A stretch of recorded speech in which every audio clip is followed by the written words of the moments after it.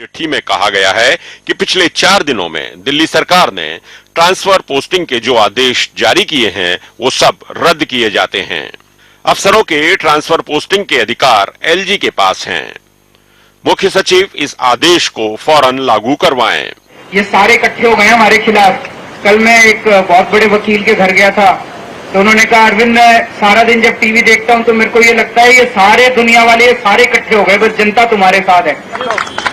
उधर इस संवैधानिक संकट के बीच अरविंद केजरीवाल ने प्रधानमंत्री नरेंद्र मोदी को चिट्ठी लिखकर आरोप लगाया है कि केंद्र सरकार उपराज्यपाल के जरिए दिल्ली में सरकार चलाना चाहती है। जवाब दिल्ली बीजेपी ने दिया और कांग्रेस ने नसीहत। कॉन्स्टिट्यूशन में आप विश्वास नहीं करते, गवर्नेंस में आप विश्वास नहीं करते, तो निश्चित रूप से एक अराजक माहौल दिल्ली में पैदा हो रहा है। जब तक वो समाधान ढूंढने की राजनीति नहीं करेंगे, वो दिल्ली के चीफ मिनिस्टर के रूप में कभी भी किसी भी तरीके से डिलीवर नहीं कर पाएंगे। मैं उनको आज ये सलाह और चेतावनी दोनों देना चाहता हूं। उधर दिल्ली के उप मुख्यमंत्री मनीष सिसोदिया ने ट्वीट कर इस खबर का खंडन किया कि राज्य के अफसर छुट्टी पर चले गए हैं। उन्होंने ट्वीट किया, टीवी चैनल खबर चला रहे हैं कि 45 अफसर छुट्टी पर चले गए हैं।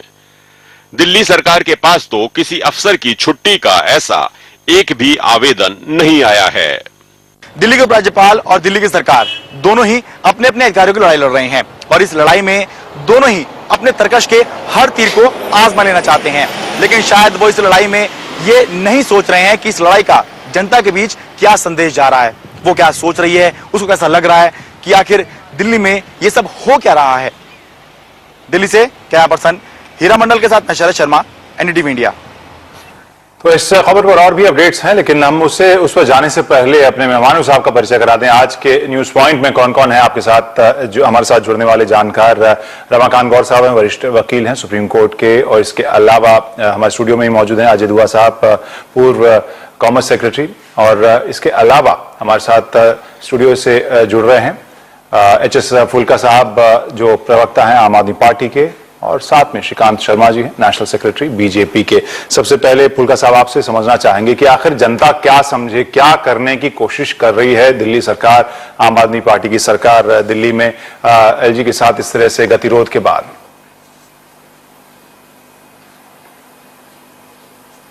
देखिए, ये ऐसी कोई गतिरोध की बात नहीं है।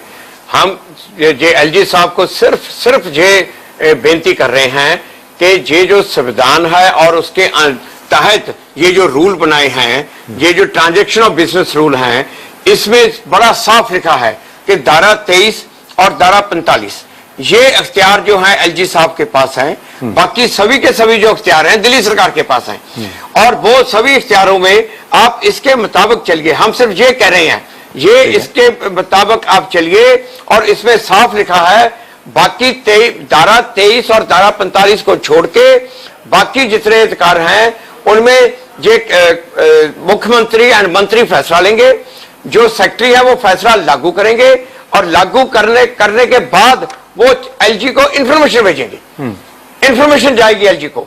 मगर ये वाली बात जो एलजी साहब की कि ये काम मैं ही करूंगा, मुझसे पहले परमिशन लो, ये बिल्कुल संविधान के भी खिलाफ है, इन रूल्स के भी खिलाफ है और एक्ट के भी खिलाफ है। ये बिल्कुल यही हम उनको बेनती कर रहे हैं कि आप इनको इन रूल्स को जो फ्रेम किए हुए हैं और संविधान को आप पूरी तरह फॉलो कीजिए। विनती तो हो नहीं रही है, उधर से आदेश आ रहा है, इधर से एक उसकी प्रतिक्रिया में आदेश आ रहा है, फिर उधर से चिट्ठी आ रही है, इधर से चिट्ठी जा रही है, विनती तो किसी तरह से नहीं लग रही है। इसकी स्थिति जरा समझाए हमें। नहीं, ये तो बिनती है ना। आज जो उन्होंने चिट्ठी लिखी है मुख्यमंत्री साहब ने कि आप हमें वो बता दीजिए संविधान की कौन सी धारा है। 3 चीजें हैं जहां पे, एक तो संविधान है जो जिसमें 239 ए है, दूसरा इसमें वो 91 का गवर्नमेंट ऑफ एनसीटी एक्ट है, वो तीसरा ये ट्रांजैक्शन बिजनेस रूल है। ये 3 चीजें हैं, ये तीनों में से कौन सी धारा है जो आप एलजी साहब को ये पावर देती है कि जो भी अफसर हैं, इसमें चाहे सुपरिटेंडेंट हो, इसमें चाहे कोई एसडीएम हो, इसमें कोई भी हो, जिसमें एलजी साहब को पावर है, वो सभी की उनकी ट्रांसफर या पोस्टिंग करने की, ये हमें बता दें। ये बेनती की है हमने। लेकिन सर ये समझना चाहेंगे कि आखिर सरकार के कामकाज में कौन सी ऐसी दिक्कत हो रही थी जिसके लिए जब ग्यामलिन की पोस्टिंग का सवाल आया था उस वक्त सबसे ज्यादा ही चर्चा या विवाद शुरू हुआ। आखिर कौन से ऐसे कामकाज थे सरकार के जिसमें सबसे ज्यादा बाधा आ रही थी इस नियुक्ति से? देखिए, मैंने कल भी आपके चैनल पे यही बात कही थी। दरअसल ये बात जब शुरू हुई ना, ये हुई एसीबी की पावर्स को लेके। जब रिलायंस के अगेंस्ट केस रजिस्टर हुआ और जो दिल्ली में सरकार नहीं थी, तो सेंट्रल होम मिनिस्ट्री ने ये कहा कि एसीबी में कोई पावर नहीं है ये इन्वेस्टिगेशन करने की रिलायंस के खिलाफ। जब ये सरकार वापस पावर में आई तो कैबिनेट ने फैसला किया कि एसीबी को पावर है और एसीबी इन्वेस्टिगेट करेगी। उसके खिलाफ रिलायंस हाईकोर्ट में गए। हाईकोर्ट में उनको कोई अभी तक राहत नहीं मिली है। और वो जो फैसला कैबिनेट का था, वो जो चीफ सेक्रेटरी के थ्रू एसीबी को फैसला गया। अब जितने भी कैबिनेट के फैसले हैं, वो रूल 6 ये कहता है कि चीफ सेक्रेटरी कैबिनेट का सेक्रेटरी है। जितने कैबिनेट के फैसले हैं वो चीफ सेक्रेटरी के थ्रू वो लागू होंगे। अब ये क्या चाहते हैं कि ऐसा चीफ सेक्रेटरी हो जो कि उसके फैसले के ऊपर बैठ जाए। मैं लागू नहीं करूंगा, मैं तो पहले एलजी से पूछूंगा। या जो मंत्री को फैसला करता है वो जो सेक्रेटरी है वो उसके ऊपर बैठ जाए, मैं नहीं लागू करूंगा। जबकि उसे सिर्फ इंफॉर्मेशन भेजनी है, इंफॉर्मेशन भेजने की बजाय वो कहेगा मैं नहीं लागू करूंगा, मैं तो इस फैसले के ऊपर बैठा हूं, पहले मैं एलजी की सिफारिश तो इसी वजह से आपने चिट्ठी लिखी, प्रधानमंत्री को चिट्ठी लिखी, यहां से ये सभी लड़ाई शुरू हुई है। तो इसी के लिए आपने अरविंद केजरीवाल ने प्रधानमंत्री को चिट्ठी लिखी है। एलजी को तो प्रधानमंत्री जी को चिट्ठी लिखी है, यही बात लिखी है कि ये जो लोग इस लोकतंत्र में जो इन्होंने जनता ने चुन के भेजा है आम आदमी पार्टी को, मगर जो सेंटर में जो बीजेपी की सरकार है वो एलजी के थ्रू अपनी बात चलानी चाहती है, अपनी मर्जी चलानी चाहती है, अपने फैसले करवानी चाहती है। श्रीकांत शर्मा जी, आपसे आपके पास आना चाहेंगे, आखिर ऐसा क्यों आरोप आम आदमी पार्टी लगा रही है कि आप उनके काम को कहीं ना कहीं उसमें बाधा डाल रहे हैं और अपनी मर्जी चलाना चाहते हैं? इस पर क्या प्रतिक्रिया है बीजेपी की? क्रांति संभव जी, अगर आप अरविंद जी को अगर नजदीकी से, आपने बहुत नजदीकी से उनको देखा है, अगर उनका इतिहास भी आप देखें तो अरविंद जी सिर्फ आरोप की राजनीति करते हैं और हर जो भी कहीं उनसे कोई काम नहीं संभल पा रहा है तो उसके पीछे बीजेपी है। अगर उनके खिलाफ उनके ही लोग अगर कोई ऑडियो टेप लाते हैं तो भी वो बीजेपी उसमें साजिश में उनको दिखती है। और पहले नजीब जंग साहब को वो कांग्रेस का एजेंट कहते थे, अब वो धरना प्रदर्शन करते हैं और वहां एक किसान उनके सामने झूल जाता है, उसमें भी उनको बीजेपी की साजिश दिखाई देती है। तो भाई इसके पीछे राजनीति है क्रांति संभव जी। राजनीति ये है कि अब दिल्ली में पानी की समस्या बढ़ रही है क्योंकि गर्मी है, दिल्ली में बिजली की समस्या बढ़ रही है क्योंकि गर्मी है। तो मुख्य जो मुद्दे हैं और इनके खिलाफ इनके ही पार्टी के अंदर जो जनाक्रोश पनप रहा है इनके काम को लेकर, इनकी कार्यशैली को लेकर, और इनके जो मंत्री हैं वो कहीं ना कहीं गलत आरोपों में वो घिरे हुए हैं, फर्जी डिग्री का मामला उनके लिए चल रहा है। तो अरविंद जी के अंदर ये उनकी क्वालिटी है कि अपने जो अंदर ऊपर जो आरोप उनके ऊपर लग रहे हैं, वो जो समस्याओं के अंदर घिर रहे हैं, उन समस्याओं से बाहर निकलने के लिए एक सीधा सा रास्ता है कि केंद्र में बैठी सरकार और खासतौर से मोदी जी को अब्यूज करना शुरू कर दो, उनको गाली देना शुरू कर दो, सारी समस्याओं का समाधान उनको उसमें दिखता है। दूसरी बड़ी बात यह है कि आप अधिकारियों की नियुक्ति की बात करते हैं, आपकी ही इच्छा का अधिकारी के शर्मा जी का आपने कहा नाम सुझाया, केंद्र सरकार ने गोवा से लाकर उनको यहां आपके पास उनको जिम्मेदारी दे दी। भाई कौन सी ऐसी वजह हो गई कि के शर्मा जी छुट्टी पर चले गए? आप अधिकारियों को पॉलिटिकल पार्टियों के साथ जोड़कर देख रहे हैं। भाई ब्यूरोक्रेट तो ब्यूरोक्रेट होते हैं, सरकारें आती हैं जाती हैं, लेकिन ब्यूरोक्रेट तो अपना काम करते रहते हैं। आप उनको किसी पॉलिटिकल पार्टी के साथ कनेक्ट करके देख रहे हैं, इसका मतलब यह है कि आपकी काम करने की नीयत नहीं है, आपकी नीयत सही नहीं है और उसका दोषारोपण आप कहीं ना कहीं केंद्र सरकार पर कर रहे हैं, अधिकारियों के ऊपर कर रहे हैं। मैं तो कहूंगा अरविंद जी, आपको बहुत अच्छा मैंडेट मिला है, दिल्ली की जनता ने आपको मैंडेट दिया है, आपके सामने तो विपक्ष भी नहीं है। आपने जो वायदे किए हैं दिल्ली की जनता से आप उनको पूरा करिए।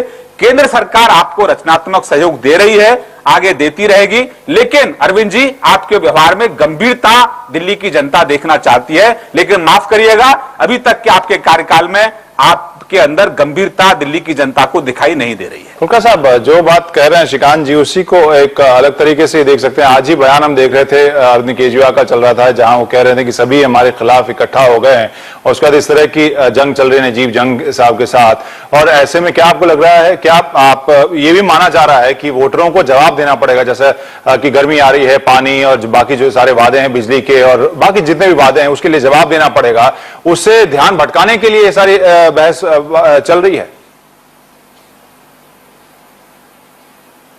देखिए, पहले तो आप ये देख लीजिए, ये कहते हैं जी कि आगे आने वाले टाइम पे ये स्थिति खराब होने वाली है। आप आज देख लीजिए, मई तकरीबन खत्म आने को है। अब तक की बिजली की, पानी की जो हालत है वो पिछले कई सालों से बेहतर है और बेहतरी रहेगी, ऐसे ही चलेगी, ये बात नहीं है।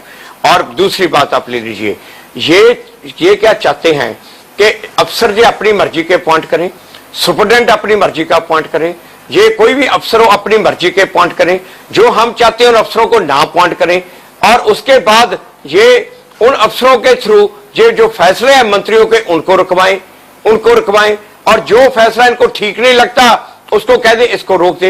ये इस तरह से, ये तो पूरी की पूरी तरह से जो केजरीवाल जी ने कहा था एक तरह से कूप करना, ये तो वही बात हुई है। ये पूरी की पूरी एक तरह से सरकार के फैसले को वो पूरी के पूरा रोकना है। अपनी मर्जी के अफसर अपॉइंट करो, अपने फैसले कराओ, अपनी मर्जी से ऊपर सीधे एलजी साहब ये तो मुद्दा राजनीतिक हुआ। रमाकांत जी, आपसे समझना चाहेंगे कि अगर हम बात करें संविधान के तौर पर, तो वहां पर क्या क्लैरिटी, वहां पर भी जो मैं पढ़ाई कर रहा था, जितनी जानकारी हम इतने दिनों में स्टोरीज में देख रहे हैं, जितनी इंफॉर्मेशन आ रही है, वहां पर भी कई सारे वेग मुद्दे हैं। क्या है उसकी क्लैरिटी, आखिर कहां पर मिलेगी? देखिए, क्लैरिटी की कोई आवश्यकता नहीं है। अपने आप में संविधान बहुत स्पष्ट है। बहुत कुछ सीमित शक्तियां दिल्ली सरकार को दी गई हैं। उनमें से पुलिस की, उनमें से शासन की और भूमि विकास की शक्तियां इनको नहीं दी गई हैं।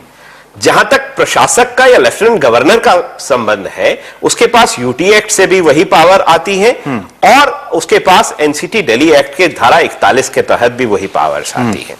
तो जो संविधान संशोधन की बात आई 239AA की, तो वहां भी ये लेफ्टिनेंट गवर्नर की पावर्स हमेशा से ज्यादा रही हैं। तो कोई नई बात नहीं हो गई है। 1991 में ये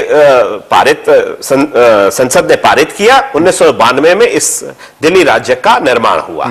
तो 1992 से लेके आज तक स्थितियां लगभग एक ही हैं। कोई बहुत ज्यादा बड़ी बात नहीं हो गई। पर मैं जो देख पा रहा हूं, कानून के अलावा ये जंग है कर्तव्य और अधिकारों के बीच की। नाच न जाने आंगन टेढ़ा वाला खेल है और कुछ नहीं है।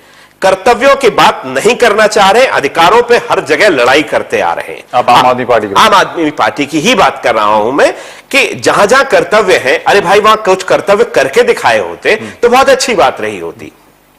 अब आप देखें, अब ये लड़ाइयां छोटी छोटी मुद्दों की बात आ गई। जैसे एसीबी की बात कही फुल्का साहब ने, एसीबी की बात जहां आप कह रहे हो, आपने ही शीला दीक्षित की बात भी कही थी कि कई हजार करोड़ रुपए का इन्होंने घोटाला किया। आपने नितिन गडकरी जी के बारे में बात कही। आज तक वो विल पावर दिखाई कि अगर नहीं है आपकी सरकार के पास पुलिस की पावर, तो आप जाते, आप प्राइवेट कंप्लेंट फाइल करते, आप कहते थे कि हमारे पास बहुत सारे सबूत हैं। आज कहां चले गए वो सबूत?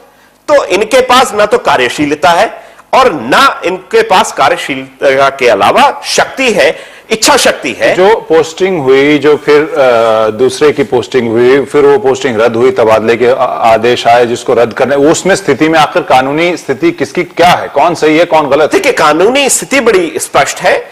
प्रशासक के पास यानी लेफ्टिनेंट गवर्नर के पास वो अधिकार है, मौजूद है। उन्होंने अपने अधिकार क्षेत्र में वो कार्य किया। अगर इनको बहुत ज्यादा दिक्कत है, ये कोर्ट चले जाए। इन्हें अगर और बहुत बड़ी परेशानियां थी, ये बात कोई नई नहीं थी। जब मोदी जी से पहली बार मिलने गए थे तब भी इन्होंने यही बात मांगी थी। तो जब ये बात मांगी थी तो इसका मतलब ये बात इन्हें पता थी कि इनके पास वो शक्तियां नहीं है। तो जब ये शक्तियां नहीं थी, तो आज ये विवाद बनाने की, ये पीठ पत्रकारिता को बीच में लाने की, संवेदनशील मुद्दों को आगे बढ़ाने से, ताकि जनता का जो ध्यान है वो दूसरी तरफ चला जाए। मैं आपको यहां एक और प्रासंगिक बात बता देना चाहूंगा। प्रासंगिक बात आप देखें, दिल्ली शहर में, दिल्ली में बोर्ड लगे हुए हैं तमाम जगह भ्रष्टाचार के ऊपर कि आप रिकॉर्ड करिए, आप ये करिए, वो करिए। आपने एक कांस्टेबल को, आपने एक एमसीडी एम्प्लॉय को फंसाने के लिए बातें तो कर रहे हैं। अब पहली बात, वो एमसीडी एम्प्लॉय को तो आप फंसाना चाह रहे हैं, पर शीला दीक्षित के बारे में क्या हुआ, जिनके बारे में तो आप बहुत बात कर रहे थे। चलिए, वो बातें दिख नहीं रही हैं। ये प्रत्याशी हैं या मुख्यमंत्री हैं, ये आज भी पता नहीं चल पा रहा है। ये तो थोड़ी सी पॉलिटिकल बात आपने की है, लेकिन यहां सवाल जो आप कह रहे हैं कि स्थिति अगर तकनीकी तौर पर, संवैधानिक तौर पर कहें तो जो लेफ्टिनेंट गवर्नर कर रहे हैं वो सही है।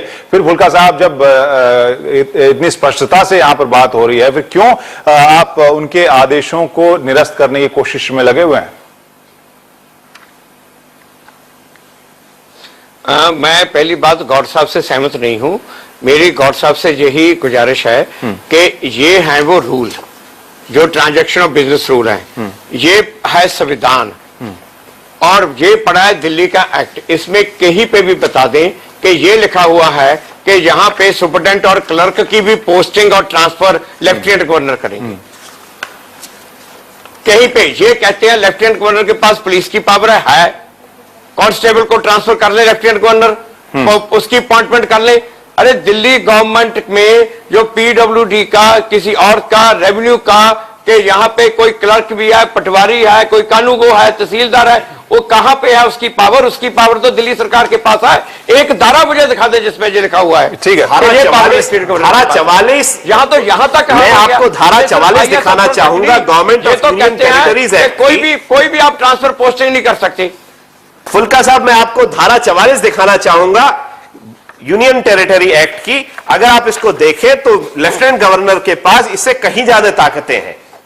आप उसे देखें और फिर आप ये पिछले दिनों से जो बहस चली लगभग उसी का कंटिन्यूएशन आगे आपको चाहेंगे। यहाँ पर स्थिति में आप bureaucrat sir, subject mean police जो police land and law and order सिर्फ वो है, सिर्फ उसके ऊपर है। ये बहस लंबी चलेगी, आपसे समझना चाहेंगे इस स्थिति में किसकी मानेंगे ब्यूरोक्रेट?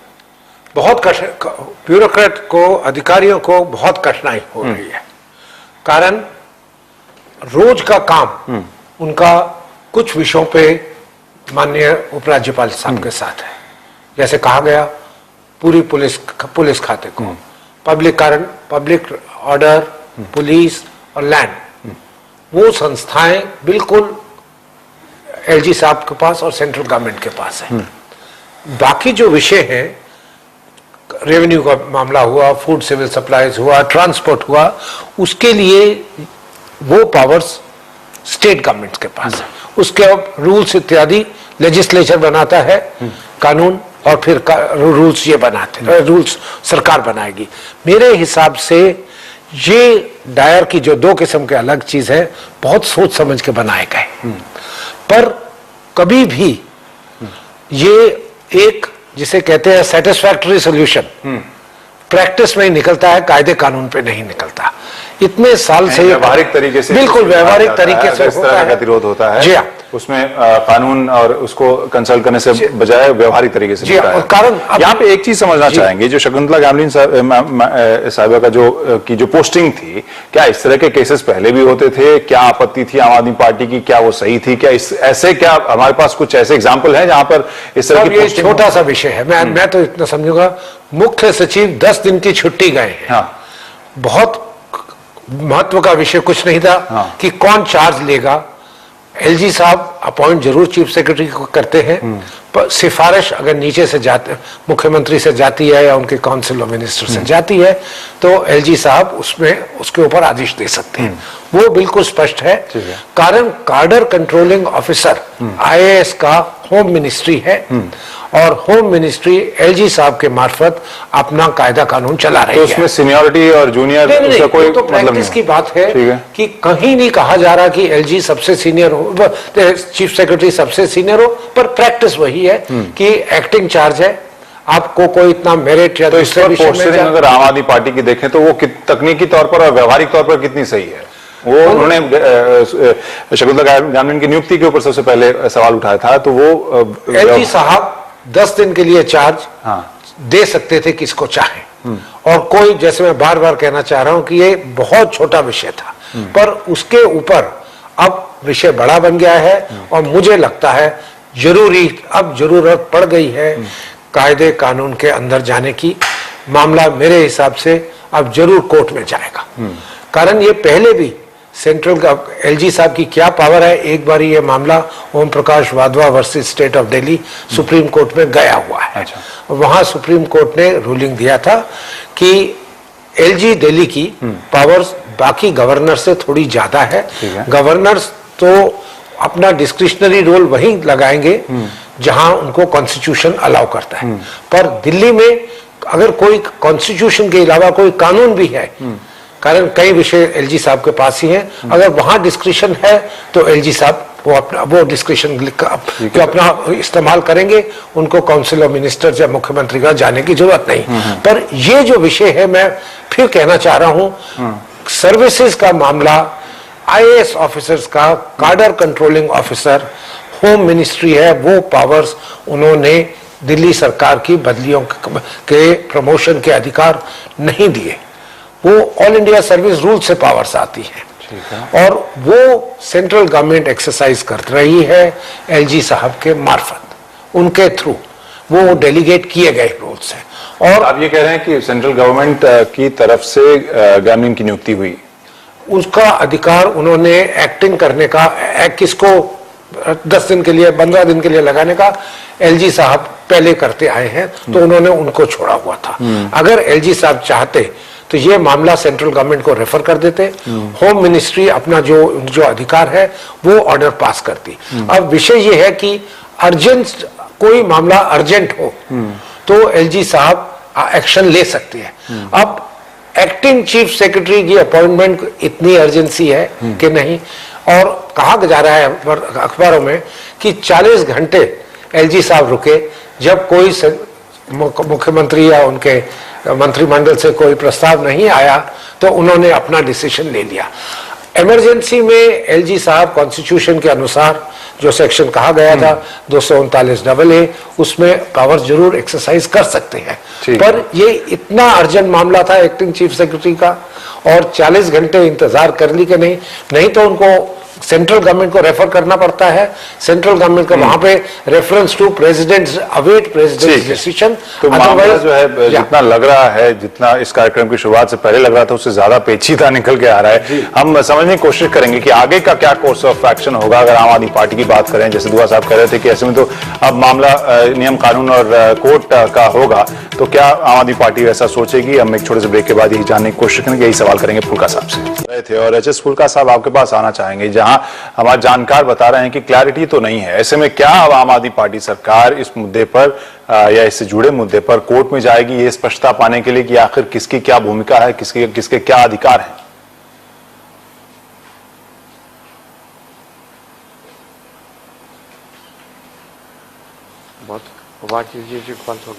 फुल्का साहब, अगर आवाज आ रही है तो समझना चाहेंगे कि क्या आप इसे कोर्ट में ले जाएंगे इस मुद्दे को?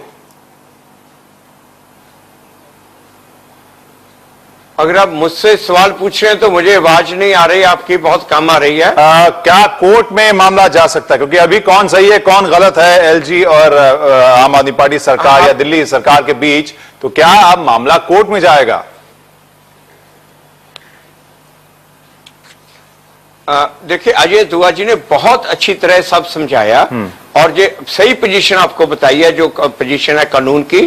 और मगर जो इन्होंने बताया, जो ओम प्रकाश पावा की जजमेंट में कोर्ट ने तो बड़ा क्लियरली लिख दिया है कि एलजी की पावर क्या है, कैबिनेट की पावर क्या है, बड़ा क्लियरली कोर्ट ने लिख दिया।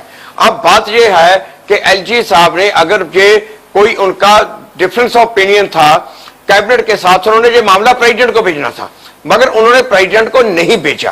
अब ये मामला जब जा रहा है प्रेसिडेंट साहब के पास, अब जब फैसला होगा तो अजय प्रकाश पावा की जजमेंट में जो कानून जो डिवीजन बेंच ने किया है ले डाउन, उसके मुताबिक होगा। और मुझे अगर उसके मुताबिक ये होगा तो ये इसका बिल्कुल संविधान निकलेगा, क्योंकि ये कोर्ट ने बड़ा क्लियरली कह दिया है, इसका फैसला कर दिया है कि रिजर्व सब्जेक्ट को छोड़ के बाकी सब्जेक्ट में, इन्होंने कहा कि बाकी सब्जेक्ट में ठीक है आईएएस की जो डिसिप्लिन अथॉरिटी है वो होम मिनिस्ट्री है, मगर वर्क एलोकेशन की पावर वो दिल्ली सरकार के पास है। ये वर्क एलोकेशन का मामला है, ये डिसिप्लिनरी प्रोसीडिंग का मामला नहीं है यहाँ पे। तो कितना अलग होगा? और साहब आप बताएं, जो स्थिति तब निकल कर आएगी और अभी जो स्थिति है कितना फर्क होगा उसमें? देखिए, बड़ा रोचक सा विषय हो गया है, क्योंकि कल इत्तफाकन फुल्का साहब यहीं थे और ये बात कही गई कि ये मात्र गैमलिन जी की नियुक्ति के बारे में था और 10 दिन का इशू था और ये विषय अब लगभग समाप्त हो गया है। फुल्का साहब का कल का स्टेटमेंट, लेकिन हम सबको पता था कि केवल वही मुद्दा नहीं था। मुद्दा कल तक यहां तक रहा। आज ये एसडीएम तक की नियुक्ति के बारे में भी आ गया है, आज ये एसीबी के बारे में भी बातें होने लगी हैं। तो बात वही आ रही है कि ये अपने अधिकारों की लड़ाई लड़ रहे हैं। संविधान बहुत स्पष्ट है। कुछ चीजें अगर एलजी साहब ने 10 दिन के लिए एक नियुक्ति की, उसके लिए इन्हें एक तरीके से व्यवहार करते हुए एलजी से बात करते, तो आपके हिसाब से अभी व्यवहारिक तौर पर कम्युनिकेशन प्रॉब्लम ज्यादा लग रहा है। ये व्यवहारिक समझना चाहेंगे, जब नई सरकार दिल्ली में आई थी, नई दूसरी पारी में आए थे, अरविंद केजरीवाल गए थे प्रधानमंत्री से मिलने के लिए। वो दरअसल ज्यादा अधिकार चाह रहे हैं, ज्यादा क्षेत्र चाह रहे हैं दिल्ली की सरकार के लिए। यहां पर बीजेपी कहां स्टैंड करती है? क्योंकि ये हाल फिलहाल में जितने गतिरोध हमने देखे हैं या जो तनातनी देखी है, वो उसी लिए था कि क्या दिल्ली सरकार के अधिकार इतने कम रहे। बीजेपी यहां कहां स्टैंड करती है इस मुद्दे पर? क्रांति संभव जी, मैं आपको स्पष्ट कर दूं कि ये अरविंद जी का अगर आप स्वभाव देखें, अब ये दो शख्सियतों की लड़ाई है। इसमें केजरीवाल साहब एक तरफ है, एक तरफ वो नजीब जंग साहब को ले रहे हैं। आप दोनों का अगर चरित्र देखेंगे तो किसका क्या व्यवहार है वो आपके सामने स्पष्ट हो जाता है। केजरीवाल साहब पहले दिन से ही ये कहते रहे कि मैं अराजकतावादी हूं। नहीं सर, वो तो ठीक है, वो एक राजनीतिक बात है। मैं दूसरी बात पूछ रहा था कि जो पहले चाहे आप उस तरीका सही बोले या गलत बोले, लेकिन एक तरह से आम आदमी पार्टी की कोशिश ये है कि वो ज्यादा अधिकार दिल्ली सरकार के तहत लेकर आए, चाहे पुलिस हो, डीडीए हो। क्रांति संभव जी, वहां पर बीजेपी कहां स्टैंड कर? जी क्रांति संभव जी, ये देश संविधान से चलता है जी, और संविधान में जो अधिकार किसी लेफ्टिनेंट गवर्नर के पास है वो उसके अधिकार रहेंगे। अगर संविधान में जो किसी मुख्यमंत्री के अधिकार हैं वो उसके पास रहेंगे। अगर मुख्यमंत्री अपने अधिकार, अपनी जिम्मेदारियां भूलकर अगर वो लेफ्टिनेंट गवर्नर के अधिकारों पर अतिक्रमण करना चाहेगा तो संविधान इसकी इजाजत नहीं देता है। और अरविंद केजरीवाल जी को अगर आप देखें, इनके मैं सिर्फ 2 बयानों की बात आपसे करूंगा, आप मुझे रोकिएगा नहीं, क्योंकि एक तो 26 जनवरी को लेकर जो केजरीवाल साहब का बयान था वो भी आप लोगों के सामने है, और दूसरा किस तरीके से झूठे आरोप लगाकर ये जेल भी गए थे ये भी आपके सामने है, और इन्होंने बॉन्ड नहीं भरे थे वो भी आपके सामने है, फिर बॉन्ड भी भरे वो भी आपके सामने है। तो टकराव की स्थिति पैदा करना, अहंकार में सरकार चलाना, ये मैं मानता हूं कि ये केजरीवाल जी का स्वभाव है। जो हम तो इतना आग्रह करेंगे कि आपको जो जिम्मेदारी दिल्ली की जनता ने दी है उस जिम्मेदारी का आप गंभीरता से निर्वहन करिए। केंद्र आपको जो भी सहयोग, रचनात्मक सहयोग होगा दिल्ली की जनता के लिए, केंद्र आपको सहयोग देगा, लेकिन अहंकार छोड़िए, अहंकार छोड़िए, सभी कोशिश वही कर रहे हैं। वक्त हो गया खत्म इस चर्चा में। जो यहाँ पर बात चल रही है, जो विवाद चल रहा है, वो इतने जल्दी सलटने वाला नहीं लग रहा है, क्योंकि अब वो स्थिति आ गई इस पूरे बहस में, कौन सही है, कौन कितना गलत है, कौन कितना सही है, और कौन पहले सही है, कौन बाद में सही है। इस पर चर्चा लगातार जारी रहेगी। फिलहाल न्यूज पॉइंट में आप सभी दर्शकों का शुक्रिया देखने के लिए, और सभी मेहमानों का शुक्रिया अपने विचार लेकर यहाँ पर चर्चा में शामिल होने के लिए। न्यूज पॉइंट में आज इतना ही।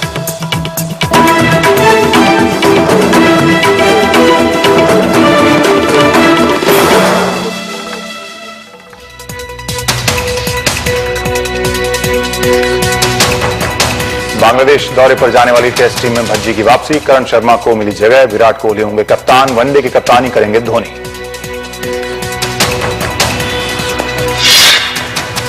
पिछले 4 दिन में दिल्ली सरकार की सभी नियुक्ति तबादले रद्द किए। उपराज्यपाल ने दिल्ली सरकार ने चिट्ठी लिखकर पूछा, ये कौन सा कानून है?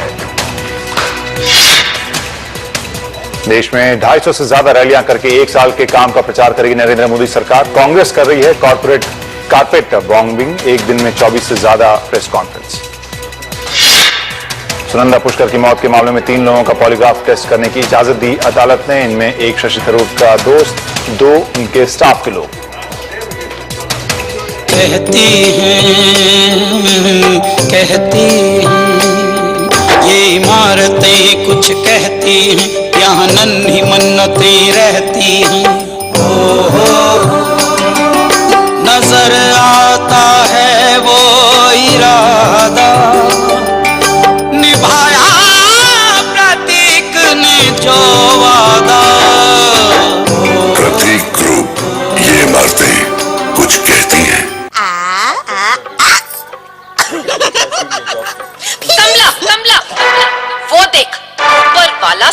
देख रहे। CP+ HD सिक्योरिटी कैमरास, ऊपर वाला सब देख रहा है।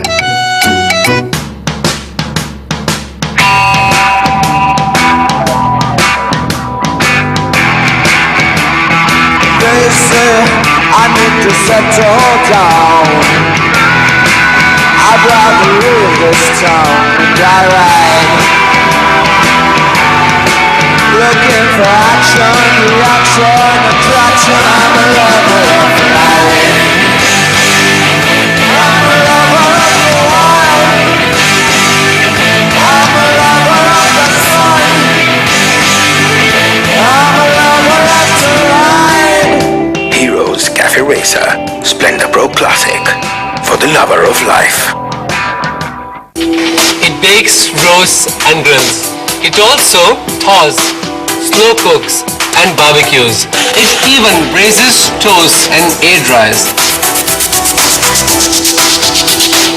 It air fries also. The Usha Infinity Cook Halogen Oven. Switch on to new life. Dish to HD+, maximum HD channels, including your bhabhi's favorite. वो तो इतनी खुश है कि Darling, cupcakes are ready. Cupcakes मेरे लिए तू ऑर्डर कर ले।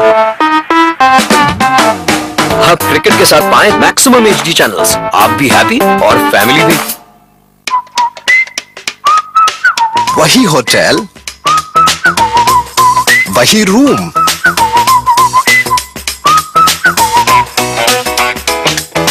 लेकिन 2 different prices. Why pay more? Find your ideal hotel on Trivago. Because Trivago compares more than 150 websites, you can be sure to find your ideal hotel for the best price. Hotel Trivago. Test कहाँ है? Test कहाँ है? Test कहाँ है? Test यहाँ है। Everest chaat masala. Boring खाने में भी ले आए चटपटी टेस्ट का मजा। प्लीज यार मेरे पे अपलोड मत करना। अब स्टार नहीं स्टार दिखेगा। नसाका दे 100% सुरक्षित और शुद्ध पानी। इसकी मिनजेट टेक्नोलॉजी ऐड करे जरूरी मिनरल्स और दे टेस्ट भी। आप किसे चुने, नसाका या बीमारियां? ये वाला AC फाइनल है। सर स्टेबलाइजर कौन सा देना है? कोई सा भी चलेगा। AC 5 स्टार रेटिंग और स्टेबलाइजर कोई भी। सिर्फ माइक्रोटेक स्टेबलाइजर लीजिए जो आपके AC को वोल्टेज फ्लक्चुएशन